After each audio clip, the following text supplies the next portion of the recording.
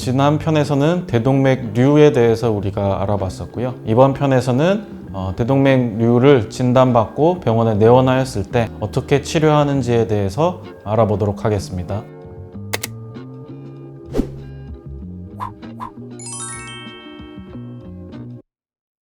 우리가 대동맥류 모든 환자에 있어서 수술적 혹은 시술적 치료가 필요한 것은 아닙니다. 파열의 위험이 얼마나 되느냐가 제일 중요한 인자인데요. 가령 예를 들면은 한 3.5에서 4cm 정도만 돼도 대동맥류라는 진단명을 내리게 되는데요. 즉각적으로 치료를 시행하지는 않습니다. 그 이유는 파열의 위험이 많이 높지 않아서이고요. 수술이나 시술적 치료로 인한 위험률보다 파열의 위험률이 급격하게 늘어나는 지점이 우리가 치료를 고려하는 시점이라고 이해를 하시면 되고요. 그래서 대동맥류는 5에서 5.5cm가 넘어가는 기준을 삼고 우리가 수술 혹은 시술적 치료를 계획하고 있습니다. 그러면은 그것보다 못한 경우 4에서 4.5cm 혹은 4.5에서 5cm 이런 구간에 있는 환자들이 많이 궁금해 하실 텐데요.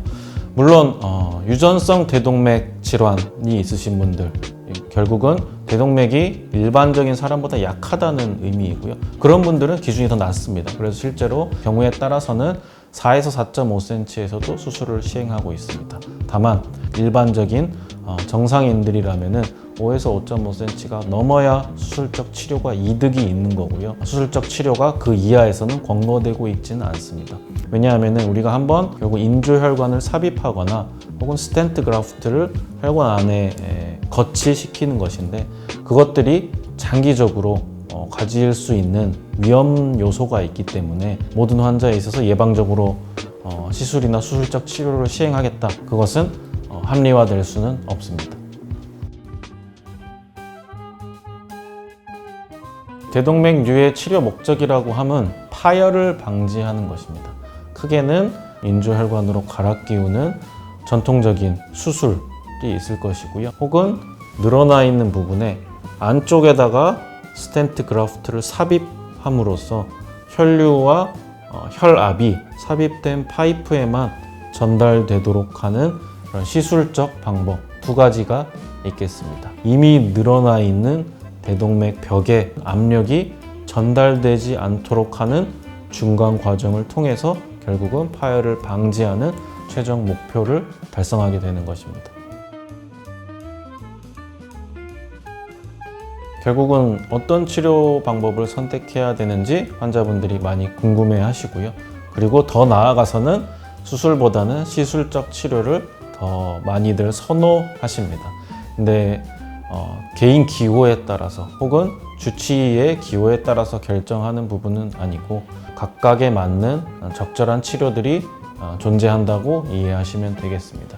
그래서 기본적으로는 전통적인 수술적 치료가 장기적인 측면에서는 현재 2023년 현 시점까지도 좀 더 장기적인 성적은 좋다라고 이해하시면 틀리지 않습니다. 다만 제한된 조건, 해부학적 구조가 스텐트 그라프트라는 시술적 치료를 시행하기에 매우 적합하다.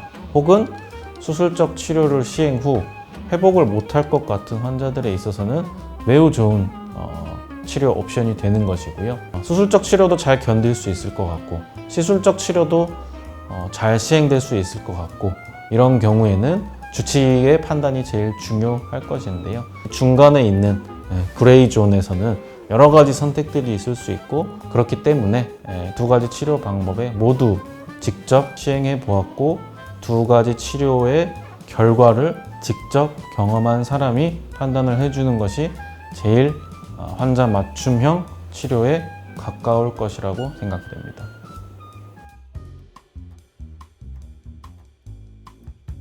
우선 수술적 치료라 함은 그 대동맥을 노출시키고 실제로 드러내고 바느질을 해야 되기 때문에 결국은 몸 안에 깊숙이 들어가야 되는 침습적인 수술이다 보니까 회복하는 데 있어서 많은 어려움이 있습니다. 그래서 체력이 좋으셔야 될 거고요. 수술 후에 뭐 폐렴이라든지 출혈이라든지 이런 문제들이 우리가 흔히 생각하는 시술적 스텐트 그라프트보다는 조금 더 있을 수 있을 것이고요. 다만 잘 회복했을 때는 조금 더 완벽하게 마무리가 되는 거라고 이해를 하시면 되고, 시술적 치료 같은 경우에는 사타구니에 있는 혈관에 바늘구멍만 내고 시행하다 보니 굉장히 비침습적인 치료 방법이 될 거고, 따라서 회복도 굉장히 좋을 겁니다. 다만 스텐트 그라프트를 설치해 놓은 것이 우리의 예상과 다르게 좀 이동을 한다든지, 혹은 스텐트 그라프트하고 혈관 사이 공간으로 혈류들이 조금씩 셀 수가 있습니다.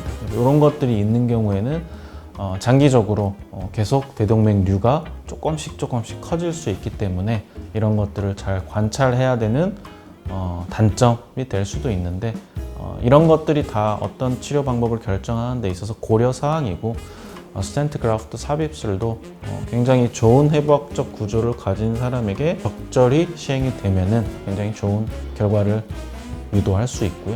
수술적 치료도 회복하는 데 어려움이 있지만 잘 수행해서 잘 회복하시도록 도와드린다면은 굉장히 좋은 치료 방법이 될 수 있겠습니다. 치료가 끝난 후에 그 다음 문제가 생겼을 때 우리가 무엇을 할 수 있는지를 생각하는 게 굉장히 중요합니다. 환자가 정기적으로 잘 검진을 받으면서 조금의 문제가 생겼을 때 적절하게 우리가 대처를 할 수 있느냐, 이런 것들까지 생각을 하고 판단을 해야 되는 겁니다. 그래서 제 기본적인 치료 선택의 방침은 우선은 근간이 되는 원칙들과 철칙들은 위배하지 않으면서 적절하게 선택을 하는 것이고, 어떠한 선택을 했을 때 그 선택에 문제가 생겼을 때 그 다음 플랜 B를 제시할 수 있느냐까지 마무리되면은 그 선택은 후회되지 않고 환자에게 가장 좋은 방법이 될 수 있는 선택이라고 생각하고 있습니다.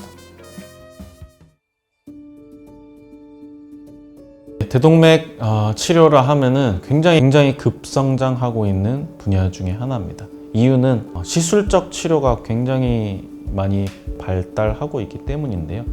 불과 10년, 20년 전만 해도 스텐트 그라프트라는 시술적 치료에 대해서 굉장히 적게 시행되고 문외한이었습니다. 근데 현재는 기구의 발전도 굉장히 빠르게 이루어지고 있고요.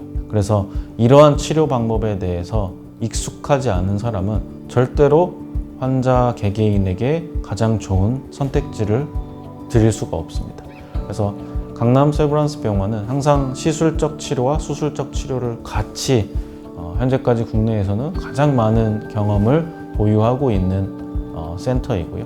하이브리드 수술방에서 두 가지 치료를 동시에 수행하고 있기 때문에 가장 적절한 치료 방법을 제시해 드리는데 좋은 기관이라고 생각하고 있습니다. 그래서 대동맥류 진단을 받으시고 어떤 치료를 받아야 되는지 고민이 많으신 환자분들이 많을 것으로 생각됩니다. 그리고 또 어떤 치료 방법을 제시받았는데 혹시 다른 의견이 필요한지 궁금해 하시는 환자들도 많을 것입니다. 그래서 강남 세브란스 병원이 시술과 수술에 모두 다 능숙하고 경험이 제일 많은 센터 중 하나임은 분명하기 때문에 어떤 것이 더 적절한 의견일지 문의차 내원하시는 것을 적극 추천드리는 바이고요. 여러 가지 의견을 듣는 것은 절대로 잘못되거나 나쁜 방법이 아닙니다.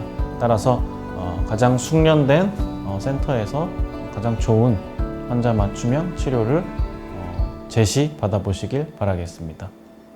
감사합니다.